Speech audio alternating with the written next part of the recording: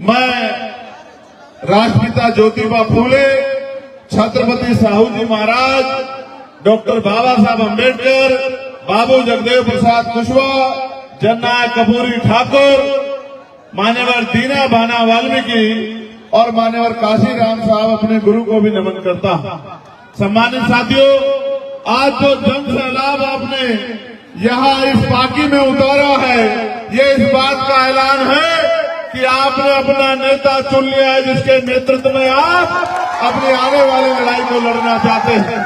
मैं तो दिल्ली से चल के यहाँ आया हूँ और आप नहीं जानते कि बहुत कठिनाइयों का सामना करना पड़ा है। हेलीकॉप्टर की परमिशन जो आपके मेहनत के पैसे से आपने हेलीकॉप्टर कराया था, वो हेलीकॉप्टर की परमिशन कैंसिल कर दी। सब लोगों ने, सरकार ने, विपक्ष ने, सब लोगों ने तय किया कि चंद्रशेखर आजाद यहाँ नहीं आने चाहिए और उसके लिए उन्होंने पूरे हथकंडे अपनाए। कहीं मेरी गाड़ी को रोक के चेक करवाते हैं, कहीं कुछ और, लेकिन कहते हैं कि तमन्ना अगर सच्ची हो तो रास्ते हजार होते हैं और तमन्ना अगर झूठी हो तो बहाने हजार होते हैं। मैंने एक लाइन में कहा कि आज अगर कुछ भी हो जाए तो भी मैं पार्टी में इकट्ठे हुए अपने लोगों को संबोधित करने के लिए जरूर जाऊंगा, हर कीमत पर जाऊंगा, उनके विश्वास को मजबूत करने के लिए वहां पहुंचूंगा। आप मेरी इस बात पे गौर करो।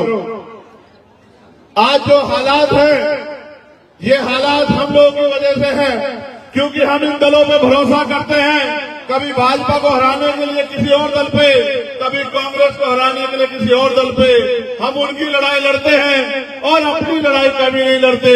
जिस दिन हम अपना और अपने बच्चों का, अपने क्षेत्र का अच्छा भविष्य सोचने का काम करेंगे, मैं लिख के देता हूं कि किसी दूसरे व्यक्ति की जरूरत नहीं पड़ेगी, जिसने बिना किसी पद पे होते हुए, जिसने बिना किसी पावर के होते हुए आपके आशीर्वाद और आपके सहयोग से इस क्षेत्र में हर गरीब, किसान, कमजोर, तमाम जाति धर्मों के लोगों की आवाज बनने का काम किया है। अगर उस भाई मुमताज को इस बार आपने वोट की ताकत दे दी तो मैं लिख के देता हूं कि फिर आपको किसी आगे हाथ फैलाना नहीं पड़ेगा। और फिर ये जो गुंडागर्दी आपके साथ होती है, जाति के नाम पे, धर्म के नाम पे हिंसा जो आपके साथ होती है, ये हिंसा करने की हिम्मत किसी भाजपा के गुंडे की नहीं पड़ पाएगी। मैं इस बात को आपको गारंटी के साथ कहता हूं। हम बाबा साहब अम्बेडकर को मानने वाले लोग हैं, हम सतगुरु रविदास जी महाराज को मानने वाले लोग हैं। बड़ी संख्या में हमारी माएं बहनें यहाँ बैठी हैं, वो बड़ा विश्वास उम्मीद लेके आई है। आजाद हुए 75 साल से ज्यादा हो गए, लेकिन आज भी बुनियादी सुविधा नहीं मिलती है।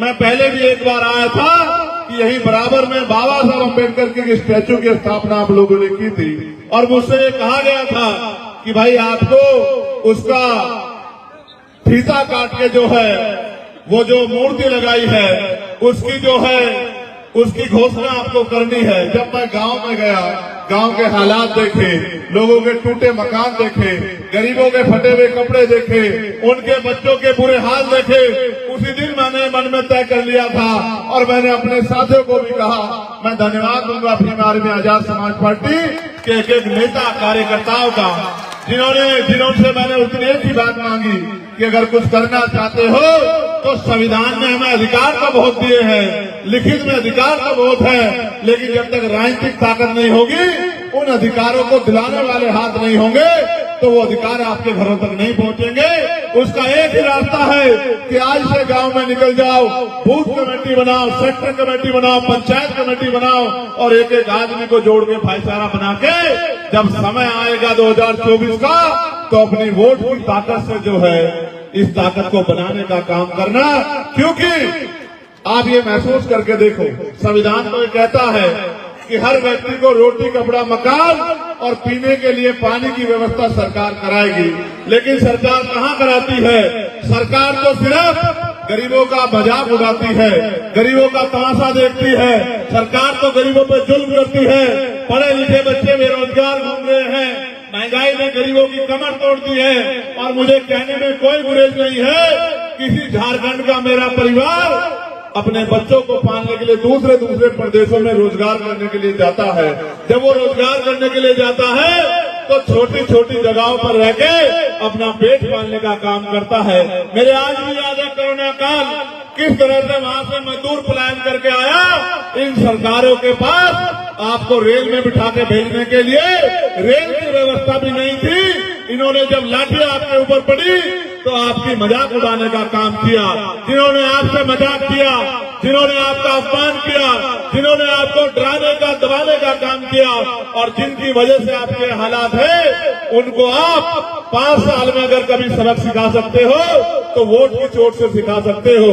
भारतीय लोकतंत्र को आप देखिए कैसा है।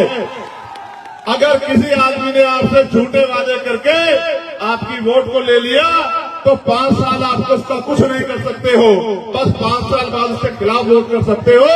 लंबे समय से ये सरकारें हमारे लोगों के साथ ऐसा ही करती आ रही है।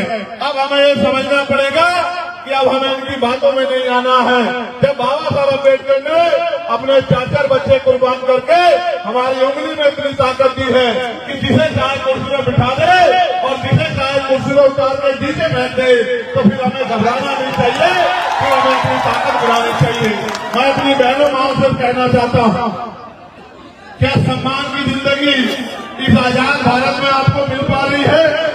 मैं गारंटी से कहता हूँ, हाथ उठा के बता देना, यहाँ बैठी हजारों की संख्या में महिलाओं में से 90% महिलाओं ने कभी हवाई जहाज को हाथ लगा के नहीं देखा होगा, कभी हेलीकॉप्टर को हाथ लगा के नहीं देखा होगा, कभी एसी वाली ट्रेन में सफर नहीं किया होगा। और तो और गरीबी के हालात ऐसा है कि जहाँ अमीर का कुत्ता बढ़िया एसी वाली गाड़ी में घूमता है, वहाँ गरीब पे रहने के लिए मकान भी नहीं है, उसपे खाने के लिए रोटी भी नहीं है, उसपे पहनने के लिए अच्छे कपड़े भी नहीं है। लेकिन ये सरकारें बात तो करती है गरीबों का भला करने की, लेकिन ये सारा पैसा पूंजीपतियों का माफ करती है। आपके बच्चे तो पढ़े लिखे बेरोजगार घूमते हैं और जब भी आप सवाल करोगे, रोजगार के बारे में पूछोगे, महंगाई पर सवाल करोगे, अधिकार के बारे में पूछोगे, तो ये भारतीय जनता पार्टी के लोग जो ये कह रहे हैं कि हमें सत्ता में आना है, तो ये फिर हिंदू मुसलमान की बात करने लग जाते हैं। और इन्हीं के तथाकथित लोग नबी की शान में जिस तरह के गुस्ताखी करते हैं, अपमान करते हैं, ये भी किसी ने छिपाना नहीं है। आप ये जानते हैं, जब जब मुसलमानों पर अन्याय हुआ है, जब जब किसानों पर अन्याय हुआ है, जब जब मजदूरों पर अन्याय हुआ है, जब जब दलितों पर जुल्म हुआ है, उनकी पीठ पर लाठियां पड़ी है, उनको मुझे रखने पे मारा गया है, उनको मटकी छूने पे मारा गया है, सारे नेता चद्दर तान के सोते हैं। ये भीड़ में आजाद समाज पार्टी के लोग मैदान में रहते हैं, उनकी लड़ाई करने का काम करते हैं, उनकी आवाज करने का काम करते हैं। मैं आपको कहना चाहता हूँ, जब तक जिंदगी नहीं बदलेगी, जब तक शिक्षा समाज शिक्षा लागू नहीं होगी, एक तरफ अमीरों के बड़े बड़े स्कूल जिसमें गरीब का बच्चा घुस नहीं सकता और सरकारें स्कूल भी बंद कर रही है। जब तक आपका बच्चा पढ़ेगा नहीं, पढ़ लिख के आगे बढ़ेगा नहीं, डॉक्टर इंजीनियर IAS IPS वकील जज बनेगा नहीं, तो आपकी गरीबी की बेटियां नहीं कर सकती है। लेकिन वो तभी संभव है कि राजनीतिक ताकत आपके हाथ में होनी चाहिए। कौन है आपकी असेंबली में आपके लिए बोलने वाला? आप बताओ, सबसे ज्यादा मोहम्मद सिंह इसी सरकार के नेतृत्व में झारखंड में होने का काम हुआ। सरकार ने वादा किया था कि मोहम्मद सिंह पे कानून बनाएंगे, बनाया? मोहम्मद सिंह जिनकी हुई उनको कोई मुआवजा नहीं मिला। और फिर मैं कह रहा हूं, दलितों का तो इतना बुरा हाल है कि दलितों की जान से सस्ती दाल है आज झारखंड में भी और देश में भी। दाल की कीमत हो सकती है, लेकिन गरीब दलित की जान की कीमत नहीं हो सकती। जिस तरह का जुल्म सरकार कर रही है, इस हिंसा का जवाब हमें संविधान के आधार पर जो ताकत मिली है, वोट की ताकत के आधार पर उस वोट की ताकत से देना है। गौर करना सम्मानित साथियों, अगर आप 10 रुपए का सामान लेने के लिए बाजार में जाओगे तो उस सामान को 4 बार देखोगे कि ये सामान खराब तो नहीं है, ये सामान जो हम खरीद रहे हैं ये टूटा हुआ तो नहीं है, ये जो सामान हम खरीद रहे हैं जो इसकी वैल्यू है ये इतना पूरा है या नहीं है। अगर 10 रुपए के सामान में कमी मिलेगी तो उस 1 करोड़ रुपए से कीमती जो आपके 5 साल का मुस्तकबिल तय करती है, वो वोट डालने के लिए जाते हो तो एक बार नहीं सोचते जिसको वोट दे रहे हैं चुनाव के बाद उसके दरवाजे आपके लिए खुलेंगे नहीं खुलेंगे। जब आप पे जुल्म होगा वो आपकी बात करेगा नहीं करेगा, जब आपको जरूरत होगी वो आपकी लड़ाई लड़ेगा नहीं लड़ेगा, बस आंख बंद करके वोट देते आते हो और फिर कहते हो कि हमारी कोई सुनता नहीं है। जो कल भी नहीं सुनता था वो आज भी नहीं सुनेगा। सुनने वाला एक है, आपकी आवाज बनने वाला एक है। मैं आपसे कहना चाहता हूं, चूकना मत, बिल्कुल मत चूकना। नारे लगाने से, सिर्फ नारे लगाने से, झंडा उठाने से अगर तकदीर बदला करती, जिंदगी बदला करती तो सब भी बदल जाती। हमारे हाथ में बाबा साहब अम्बेडकर